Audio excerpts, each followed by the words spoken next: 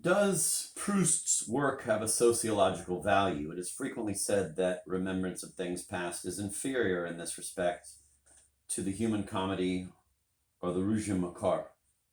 We are told that Proust is interested only in the old nobility. His work therefore lacks, quote, breadth and objectivity, end of quote. Beneath these unfavorable comments, we recognize the old realist and positivist conception of the art of the novel. Novelistic genius draws up a detailed inventory of men and things. It should present us with a panorama as complete as possible of economic and social reality.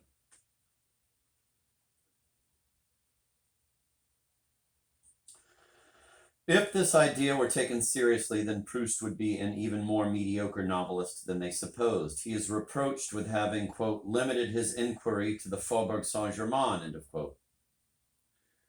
But that would be giving him credit for more than he attempts. Proust does not embark on any systematic exploration, even in the narrow area which the critics are willing to grant him. He tells us vaguely that the Guermantes are very rich and that others have been ruined. Where the conscientious novelist would bury us under a heap of records, wills, inventories, accounts, bailiffs' procedures, portfolios of shares and bonds, Proust merely reports a few scraps of conversation over a cup of tea. And he never introduces them for their own sake, but simply in relation to something else. There is nothing in all this which warrants the pompous title of research. Proust does not even try to suggest by a definitive tone or an enumeration of unusual objects that he has, quote, exhausted the documentation, end of quote.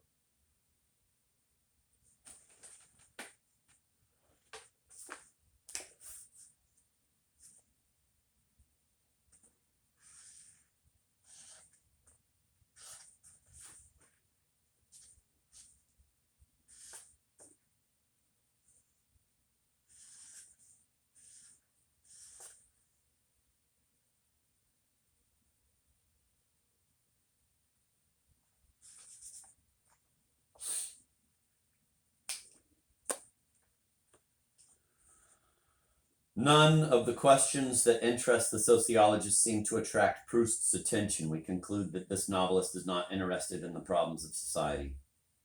This indifference, whether it is blamed or praised, is always conceived as a negative element. A kind of mutilation in the service of a particular aesthetic. Something similar to the proscription of plebeian words in classical tragedy.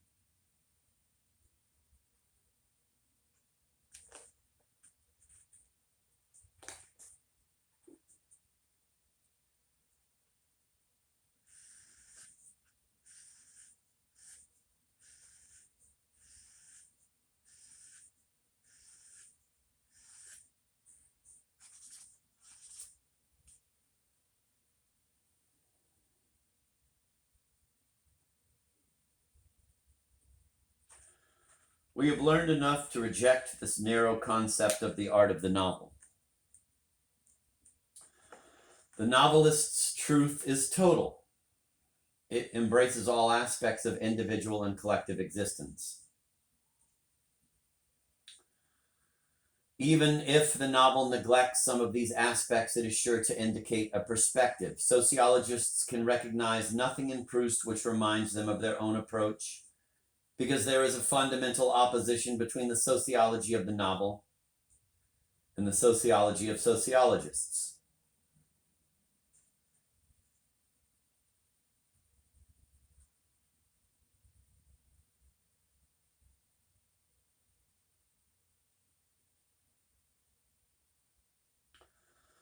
This opposition involves not only the solution and methods, but also the data of the problem to be resolved.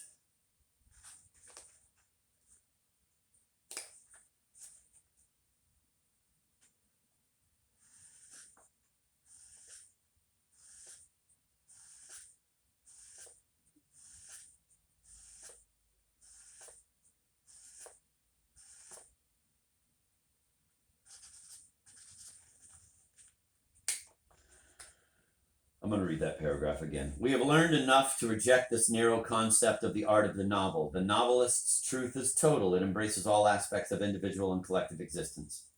Even if the novel neglects some of these aspects, it is sure to indicate a perspective. Sociologists can recognize nothing in Proust which reminds them of their own approach, because there is a fundamental opposition between the sociology of the novel and the sociology of sociologists. This opposition involves not only the solution and methods, but also the data of the problem to be resolved.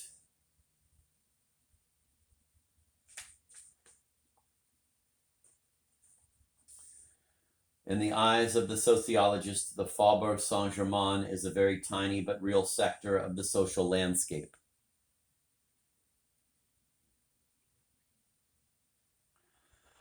The frontiers seem to be so clearly fixed that no one questions them, but these frontiers become increasingly blurred the further one reads in Proust's novel.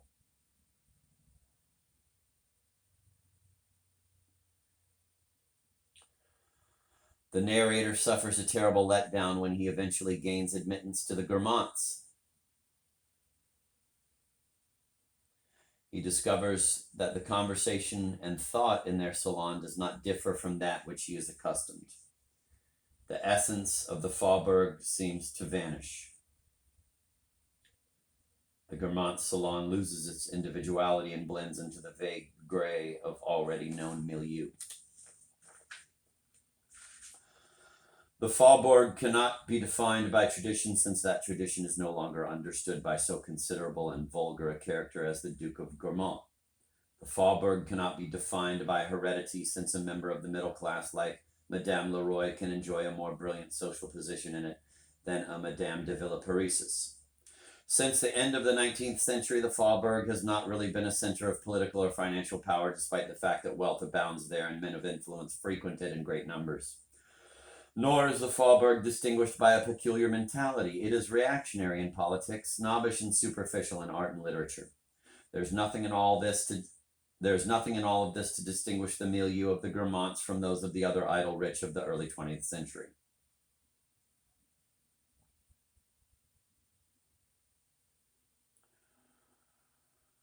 The sociologist interested in the Faubourg Saint-Germain should not return to remembrance of things past. This novel is not only useless, it can be dangerous. The sociologist thinks he has hold of the object of his research, and suddenly he finds it slipping between his fingers. The Faubourg is neither a class, nor a group, nor a milieu.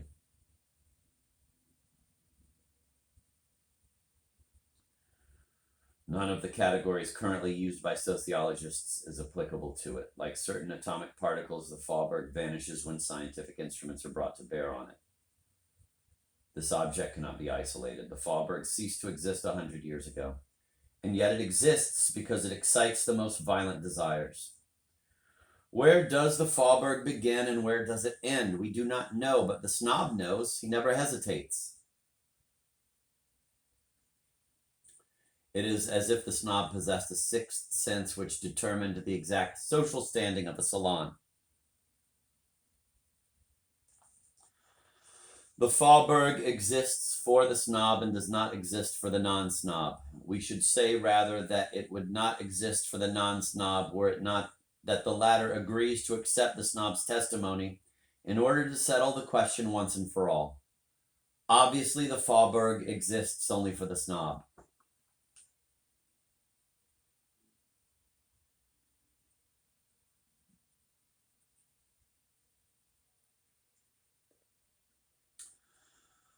Proust is accused of confining himself to too narrow a milieu, but no one recognizes and denounces that narrowness better than Proust. Proust shows us the insignificance of high society, not only from the intellectual and human angle, but also from the social point of view. Quote, the members of the fashionable set delude themselves as to the social importance of their names, end of quote.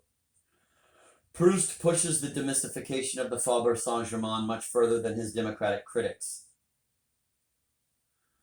The latter, in fact, believe in the objective existence of the magic object. Proust constantly repeats that the object does not exist. Quote, society is the kingdom of nothingness, end of quote. We must take this affirmation literally.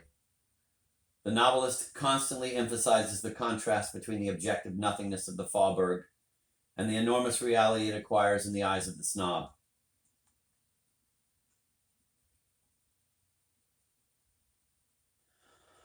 The novelist is interested neither in the petty reality of the object nor in the same object transfigured by desire. He is interested in the process of transfiguration. This has always been the fundamental concern of the great novelists. Cervantes is not interested in either the barber's basin or Mambrino's helmet. What fascinates him is that Don Quixote can confuse a simple barber's basin with Mambrino's helmet. What fascinates Proust is that the snob can mistake the Faubourg Saint-Germain for that fabled kingdom everyone dreams of entering.